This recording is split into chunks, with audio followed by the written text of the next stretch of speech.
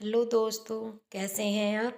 आज एक नई स्टोरी में आपका स्वागत है। आज करेंगे हम एक नई स्टोरी जिसका नाम है दो सहेलियों की कहानी। दो चिड़िया थी। एक का नाम था सोना और एक का नाम था परी।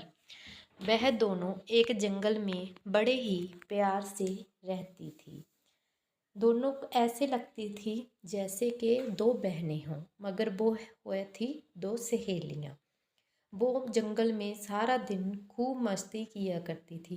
कभी वह पानी में चली जाती, कभी वह इतनी लंबी उड़ान भरती थी कि एक को दूसरी को पीछे छोड़ देती थी और कहती थी तुमसे नहीं हो पाएगा, मगर वो फिर दूसरे के लिए अपनी उड़ान धीमी कर लेती थी और फिर चल देती थी। इस तरह वो जंगल में खूब मस्ती किया करती थी।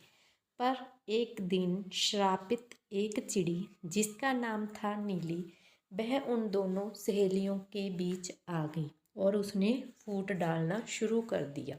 अब दोनों सहेलियां एक दूसरे से बात करनी धीरे धीरे कम करने लगी।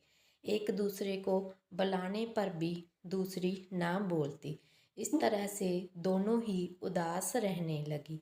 मगर जब दूसरे जंगल वालों पक्षियों ने देखा कि यह तो बहुत बुरी बात हो रही है, दोनों एक डाल पर बैठी होती मगर उनका ध्यान एक का किधर और होता और दूसरे का और होता।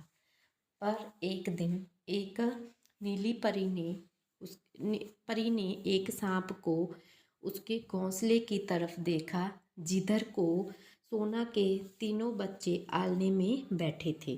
तो उसने जल्दी से उड़ान भरी और सांप को परे हटाकर बच्चों के साथ जाकर बैठ गई, जब तक कि सोना वहाँ पर अपने बच्चों के पास नहीं आ गई। इस तरह अब वो फिर प्यार से रहने लगी।